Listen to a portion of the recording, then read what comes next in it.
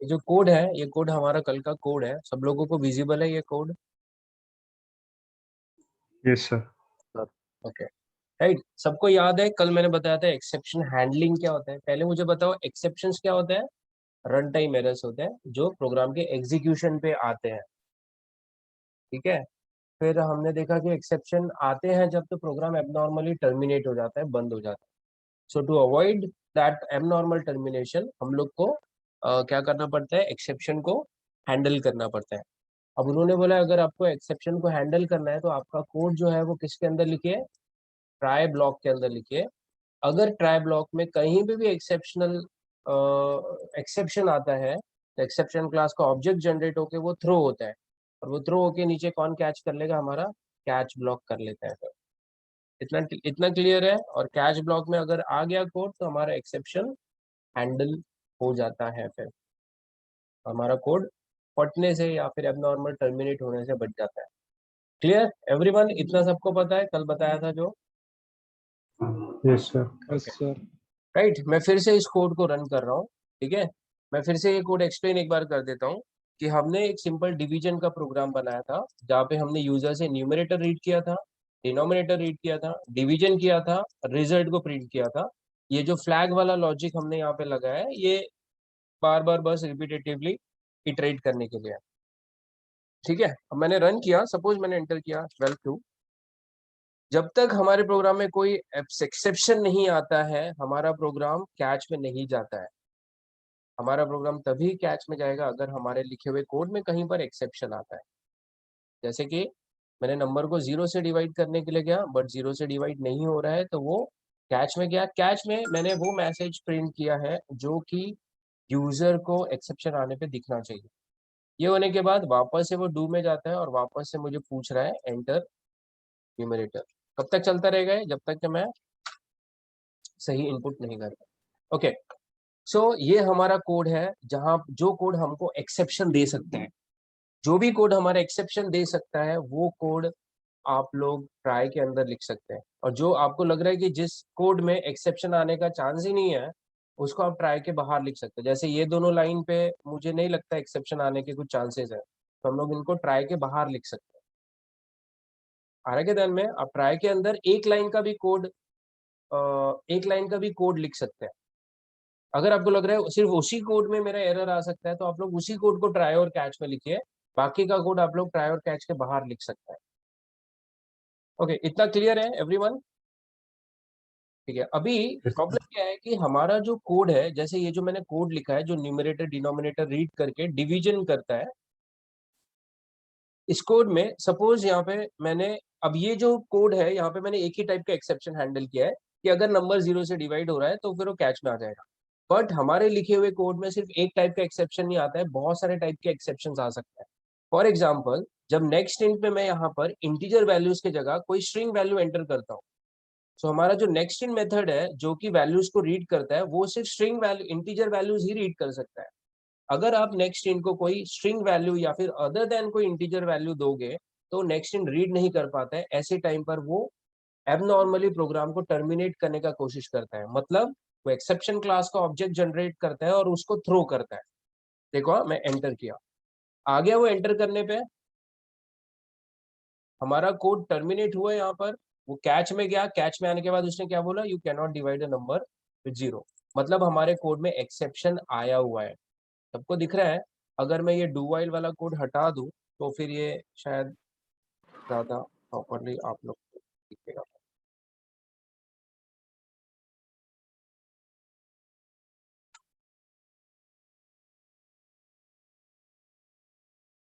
Okay, मैं दोबारा run कर रहा हूँ इस कोड को।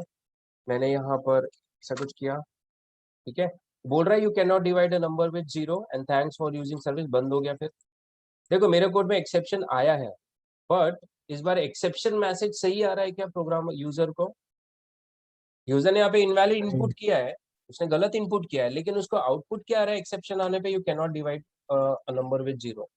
बट ऐसे तो यूजर मिसगाइड हो जाएगा, राइट? वो सोचेगा यार मैं तो नंबर को 0 से डिवाइड नहीं कर रहा हूँ।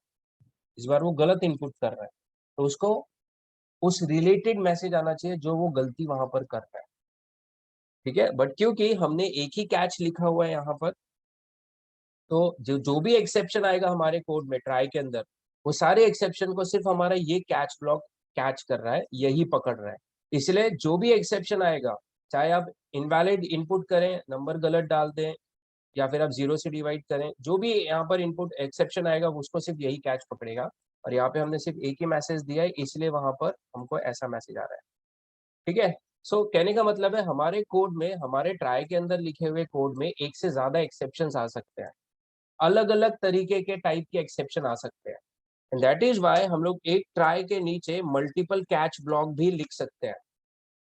अब क्वेश्चन ये आता है कि अगर मैं एक ट्राई के नीचे मल्टीपल कैच ब्लॉक लिखूंगा तो कौन से कैच में जाएगा एक्सेप्शन आने पे। जैसे अगर मैंने नेक्स्ट इंट पे एबीसीडी एंटर कर दिया तो वो कौन से कैच में जाएगा, और डिवाइड नंबर को 0 से डिवाइड किया तो वो कौन से कैच में जाएगा, राइट। अब इसी इश्यू को सॉल्व करने के लिए जावा ने क्या किया है, हर एक टाइप के एक्सेप्शन अलग अलग एक्सेप्शन, नाम है। हर एक टाइप के एक्सेप्शन जो प्रोग्राम में आ सकते हैं, इनबिल्ट एक्सेप्शंस, उनको उनके लिए एक एक क्लास बना के रखा हुआ है। For every type of exception that could occur in our program, there is one exception class written in Java library. हर एक एक्सेप्शन जो इनबिल्ट जो आ सकते हैं आपके कोड में, उसके लिए एक एक एक्सेप्शन क्लास जावा ने ऑलरेडी लिख के रखा हुआ है। और ये सारे एक्सेप्शन क्लास जो लिखे हुए हैं वो इनहेरिट होते हैं एक सिंगल क्लास से, जिसका नाम है एक्सेप्शन क्लास। मैंने कल बताया था एक्सेप्शन ये सबसे बड़ा क्लास है हमारा जावा के अंदर, that is responsible for terminating the program. ठीक है।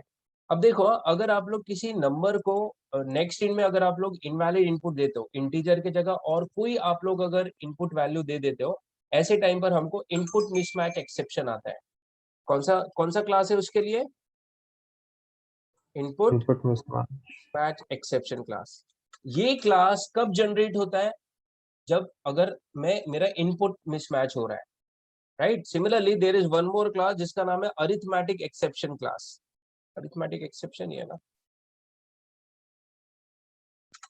Yes, arithmetic exception class. Arithmetic exception class का ऑब्जेक्ट कब थ्रो होता है, जब आप लोग कोई इनवैलिड मैथमेटिकल ऑपरेशन करने जा रहे हो।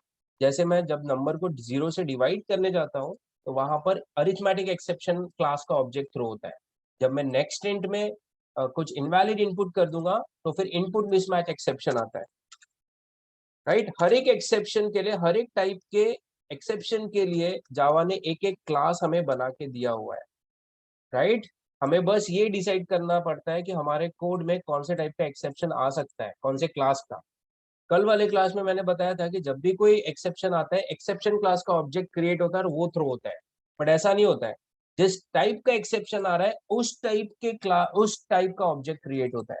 अगर आप इनवैलिड इनपुट मिसमैच कर रहे हो तो इनपुट मिसमैच क्लास, ये क्लास का ऑब्जेक्ट थ्रो होगा। अगर आप नंबर को 0 से डिवाइड कर रहे हैं तो अरिथमेटिक एक्सेप्शन ऑब्जेक्ट का क्लास क्लास का ऑब्जेक्ट थ्रो होगा। ठीक है, सबको समझ में आया क्या? Yes sir. इनपुट मिसमैच कब आएगा, जब मैं नेक्स्ट इन में कोई मेरा इनपुट गलत है। यहाँ पे मैं बोल सकता हूँ please enter only integer values, right. इन दोनों के अलावा, अगर अरिथमेटिक एक्सेप्शन और इनपुट मिसमैच एक्सेप्शन, इन दोनों के अलावा और कोई टाइप का एक्सेप्शन आता है तो हमारा कौन सा कैच पकड़ लेगा उसे, एक्सेप्शन कैच पकड़ लेगा। क्लियर है? अब दो तो नॉन एक्सेप्शन है, मैंने ढूंढ लिए कि ये दो एक्सेप्शन आ सकते हैं। इसके अलावा और कोई एक्सेप्शन आता है जो मैंने कैच नहीं किया, हैंडल नहीं किया है, वो कौन से एक्सेप्शन में चला जाएगा, लास्ट वाले एक्सेप्शन में चला जाएगा। यहाँ पे मैं ऐसा बोल सकता हूँ अननोन एरर, ऐसा कुछ तो भी, अननोन एरर। इतना क्लियर है? अब हम लोग फिर से रन करते हैं इसको। सपोज मैंने इनवैलिड इनपुट किया तो बोल रहा है प्लीज एंटर ओनली इंटीजर्स, यानी वो कौन से कैच में जा रहा है, इनपुट मिसमैच में। और भाई अगर मैं नंबर को 0 से डिवाइड करने जाऊंगा तो बोल रहा है कैन नॉट डिवाइड बाय 0, इसका मतलब कौन से क्लास का ऑब्जेक्ट थ्रो हो रहा है, अरिथमेटिक का। समझ में आया क्या? सर पॉइंट में अभी किया तो फ्लोट वैल्यू डाल दी तो भी, फ्लोट वैल्यू डाली तो फ्लोट वैल्यू भी यार इंटीजर नेक्स्ट इन नहीं रीड कर सकता है ना, वो थ्रो करेगा। नेक्स्ट इन बना हुआ है सिर्फ इंटीजर्स रीड करने। Okay, other than integer value for next in it will throw an exception. ठीक है, अब देखो मेरा एक क्वेश्चन है यहाँ पर कि इससे पहले हम लोग इन दोनों को कैच नहीं कर रहे थे, तो ये दोनों टाइप के एक्सेप्शंस को कौन कैच कर ले रहा था? एक ही हमारा ये एक्सेप्शन क्लास कैच कर ले रहा था। कैच। अब मेरा क्वेश्चन ये हाँ, है कि जब मैं यहाँ पे इनपुट मिसमैच करता हूँ तो कौन से क्लास का ऑब्जेक्ट जनरेट होता है? हमारे इनपुट मैच का। इनपुट मिसमैच क्लास का ऑब्जेक्ट जनरेट होता है, राइट? मेरा क्वेश्चन ये है कि जब इनपुट मिसमैच एक्सेप्शन क्लास का ऑब्जेक्ट ऊपर से थ्रो के नीचे आ रहा है, तो इस क्लास के ऑब्जेक्ट को एक्सेप्शन क्लास का ऑब्जेक्ट कैसे कैच कर ले रहा है? ये दोनों तो अलग अलग क्लासेस हैं। अगर ऊपर से इनपुट मिसमैच नीचे आ रहा है तो कैच में इनपुट मिसमैच ही पकड़ेगा, तो एक्सेप्शन क्लास क्यों पकड़ ले रहा है? पेरेंट है ना, एक्सेप्शन पेरेंट है। तो पेरेंट है क्या होगा? एक्सेप्शन। वो एक्सेप्शन पेरेंट है तो क्या हुआ? सर तो चाइल्ड का फंक्शन देख सकता है ना। एग्जैक्टली, हाँ, चाइल्ड का वो रेफरेंस रह सकता है। मतलब ऊपर से ऑब्जेक्ट आ रहा है इनपुट मिसमैच का, चाइल्ड का, और चाइल्ड का ऑब्जेक्ट नीचे, चाइल्ड नहीं मिला तो पेरेंट ने पकड़ लिया। और हमने इनहेरिटेंस में वो रूल पढ़ा है जहां पर पेरेंट जो है वो चाइल्ड का ऑब्जेक्ट अपने पास रख सकता है, मतलब पेरेंट अपने चाइल्ड का रेफरेंस बन सकता है, वो उसको पॉइंट कर सकता है, उसकी मेमोरी यूज कर सकता है। ठीक है, दैट इज वाई हमने जब कुछ कोई भी कैच नहीं लिखे थे तो ये पकड़ ले रहा था, क्योंकि ये सबका पेरेंट है। ठीक है, एंड क्योंकि एक्सेप्शन क्लास सारे एक्सेप्शन क्लासेस का पेरेंट है तो वो किसी भी एक्सेप्शन को कैच कर सकता है।